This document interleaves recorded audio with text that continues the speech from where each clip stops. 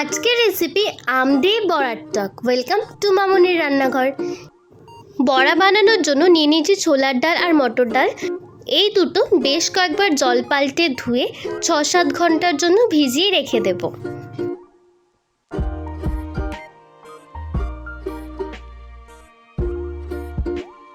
6-7 ঘন্টার জন্য ডাল দুটো ভিজিয়ে রেখে দিয়েছিলাম।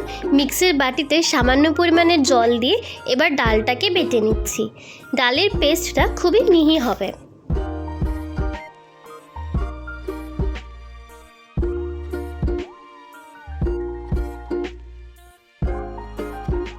এখানে আছে কাঁচা আম আর ডাল বাটা। ডাল বাটার মধ্যে স্বাদ অনুযায়ী নুন দিয়ে ভালো করে মিশিয়ে আরেকবার ফেটিয়ে নেব। ডাল বড়াটা বানানোর জন্য ফ্রাই প্যানে সর্ষের তেল গরম করে নিচ্ছি। তেল গরম হয়ে গেলে ডালটা আরেকবার ভালো করে ফেটিয়ে নিয়ে ছোট ছোট করে এভাবে বড়া বানিয়ে নিলাম। একটা সাইড উল্টে আর একটা সাইড ভেজে নিচ্ছি। ডালের বড়া রেডি হয়ে গেছে, কড়া থেকে তুলে নিয়েছি। ওই কড়া সামান্য পরিমাণে সর্ষের তেল দিয়ে দিলাম 5 ফোড়ন আর শুকনো লঙ্কা। 5 ফোড়ন আর শুকনো লঙ্কাটা একটু ফ্লেভার ছেড়ে দিলে অ্যাড করে দিলাম আমের টুকরোগুলো দিয়ে ভালো করে কয়েকবার নেড়ে চেড়ে ভেজে নিচ্ছি।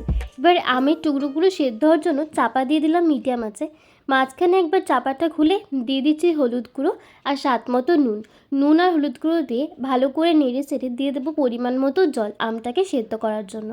আমটা ভালো করে জল দিয়ে নেড়ে চেড়ে ঢাকনা দিয়ে আরও একবার বসিয়ে দেবো আমটাকে সেদ্ধ করার জন্য। আমটা ফুটতে শুরু করেছে। এই পর্যায়ে ঢাকনাটা খুলে ভালো করে নেড়ে চেড়ে মিশিয়ে দিচ্ছি এই বড়াগুলো দিয়ে দেবো স্বাদ অনুযায়ী চিনি দিয়ে ভালো করে মিশিয়ে নিলেই আজকের বড়ার টক একদম রেডি। রেসিপিটা ভালো লাগলে লাইক, কমেন্ট এবং সাবস্ক্রাইব করবেন। ধন্যবাদ।